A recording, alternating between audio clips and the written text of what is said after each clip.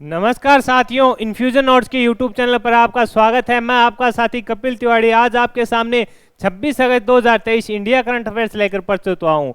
यह सेशन में इसमें अपने इंडिया व वर्ल्ड के एक या दो क्वेश्चन लेंगे जो इंपॉर्टेंट बन रहे हैं। आपको भी पता है कि राजस्थान की आगामी आरएस प्री 2023 की प्रतियोगिता है, उसमें वर्ल्ड करंट अफेयर से भी प्रश्न पूछे जाते हैं। तो यह सेशन आपके लिए काफी खास रहेगा। मेरा प्रयास रहेगा कि आपको कम समय में ज्यादा से ज्यादा बेहतरीन प्रश्न प्रोवाइड कराऊं। मेरे द्वारा किया जा रहा है यह प्रयास अगर आपको अच्छा लग रहा है तो इस सेशन को लाइक व शेयर जरूर कीजिएगा। इन्फ्यूजन नोट्स के यूट्यूब चैनल को सब्सक्राइब कीजिएगा। तो शुरुआत करते हैं 26 अगस्त 2023 इंडिया करंट अफेयर्स के पहले क्वेश्चन से। साथियों, इंपॉर्टेंट क्वेश्चन रहेगा, हाल ही में ब्रिक्स में कितने नए देश शामिल हुए हैं। इंपॉर्टेंट प्रश्न है, मान लो संभावित प्रतियोगिता परीक्षा में यह प्रश्न आपसे पूछा जा सकता है। हाल ही में ब्रिक्स में कितने देश शामिल हुए हैं, तो 6 नए देशों की घोषणा की गई है। ये 6 नए देश हैं, ये शामिल होंगे। अब जो सम्मेलन हो रहा है 15वां, वो कहाँ हो रहा है? साउथ अफ्रीका के जोहान्सबर्ग में हुआ। उसमें अब इथियोपिया, ईरान, अर्जेंटीना और सऊदी अरब, यूएई, मिस्र को शामिल किया जाएगा। यानी ये 6 देश हैं जो शामिल हो रहे हैं और ये जनवरी 2024 से परमानेंट इसके सदस्य बन जाएंगे। अब सम्मेलन कहाँ हुआ, तो आपका आंसर होना चाहिए साउथ अफ्रीका के जोहान्सबर्ग में हुआ। कौन सा संस्करण था, तो यह 15वां संस्करण था। यह भी इंपॉर्टेंट रहेगा साथियों।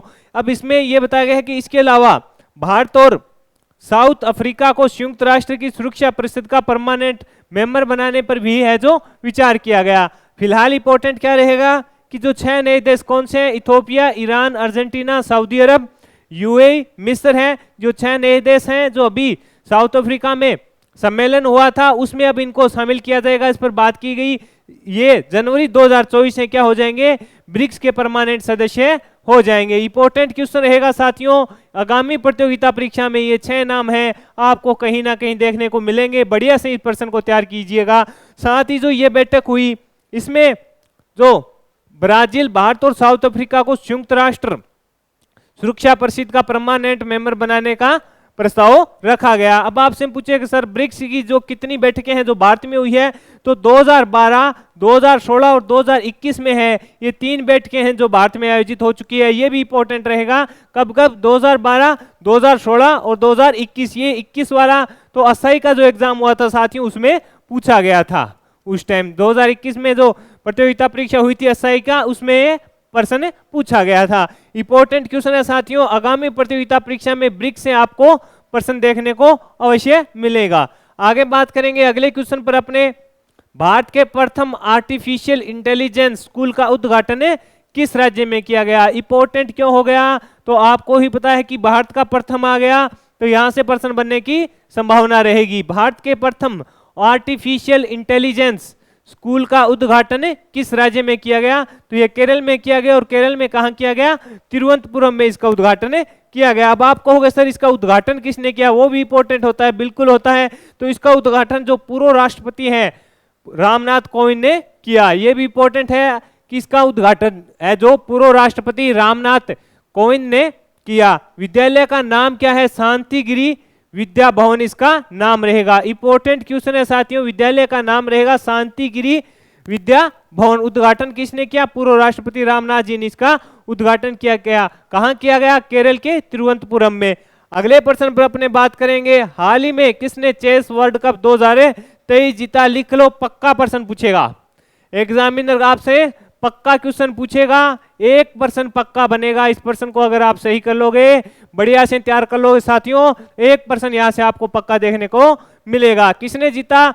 मैग्नस कार्लसन ने है जो जीता है चेस वर्ल्ड कप 2023। किसको हराकर जीता? ये इंपॉर्टेंट रहेगा।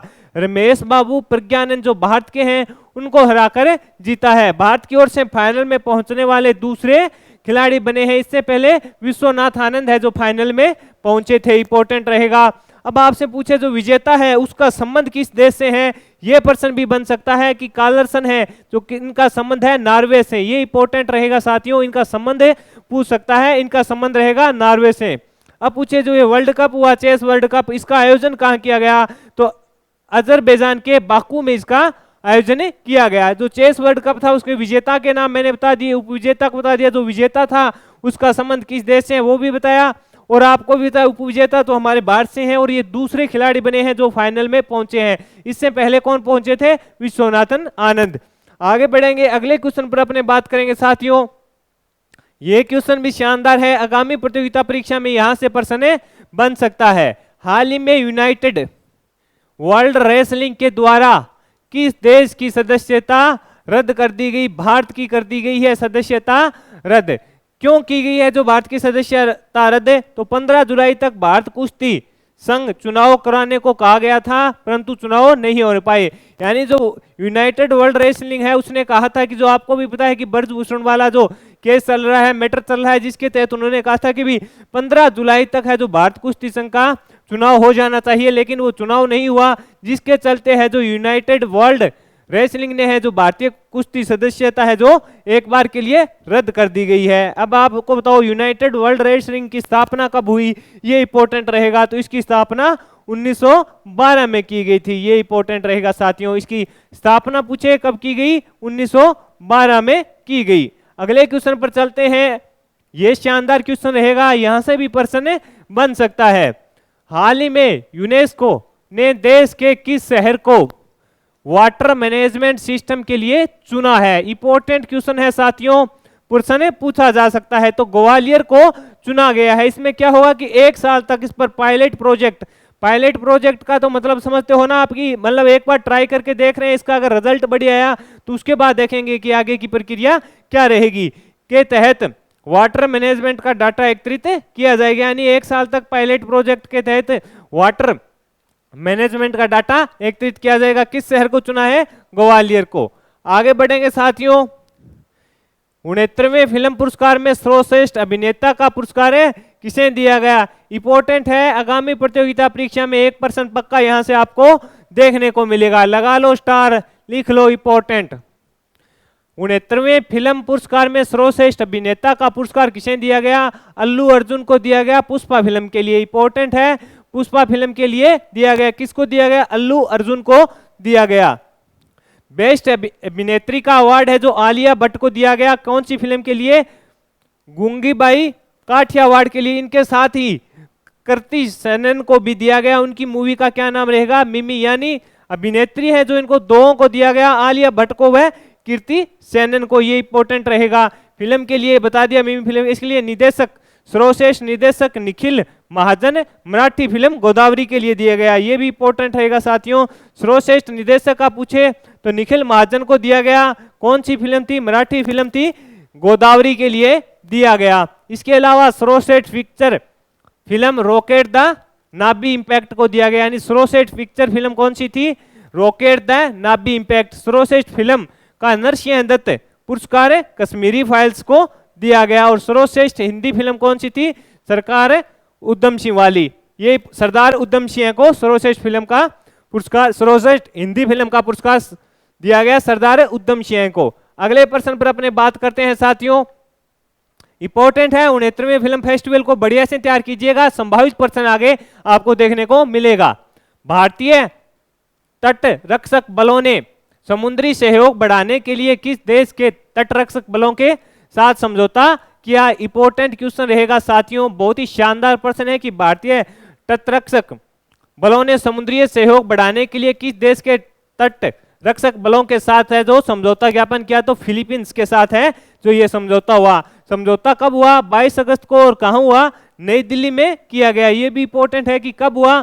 22 अगस्त को हुआ। कहां हुआ? नई दिल्ली में हुआ। साथ ही दोनों पक्षों के बीच पहली द्विपक्षीय बैठक भी हुई। इंपॉर्टेंट है कि दोनों पक्षों के साथ है जो दोनों पक्षों के बीच पहली द्विपक्षीय बैठक भी हुई है और समझौता 22 अगस्त को नई दिल्ली में हुआ है। आगे बढ़ेंगे, अगले क्वेश्चन पर बात करेंगे। हाल ही में केंद्रीय सतर्कता आयोग ने बैंक धोखाधड़ी मामले पर सलाहकार बोर्ड का गठन किया, इसका अध्यक्ष किसे बनाया गया? इंपॉर्टेंट है साथियों, हाल ही में केंद्रीय सतर्कता आयोग ने बैंक धोखाधड़ी पर सलाहकार बोर्ड का गठन किया, इसका अध्यक्ष किसे बनाया गया? तो सुरेश एन पटेल को बनाया गया।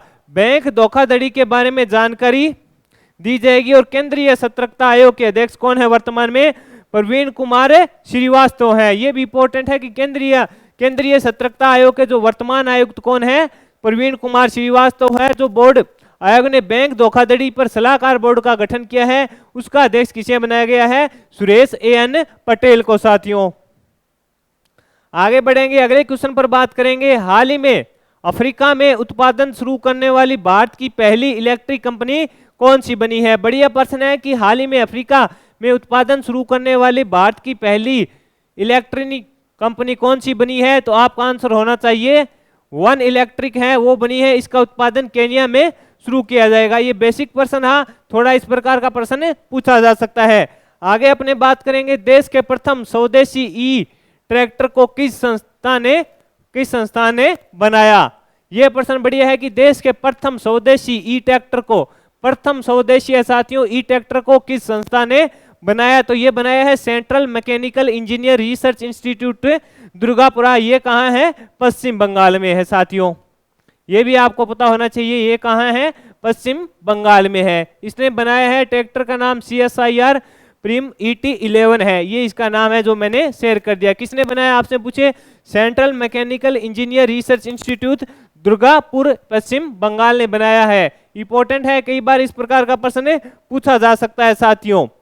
तो साथियों इस प्रकार जो इंडिया करंट अफेयर्स था उसके 10 महत्वपूर्ण प्रश्न, साथ में हमने जो ब्रिक्स वाला लिया, इस प्रकार ये जो महत्वपूर्ण प्रश्न थे ब्रिक्स वाला भी वर्ल्ड करंट अफेयर्स से पूछा जा सकता है, इंपॉर्टेंट क्वेश्चन रहेगा।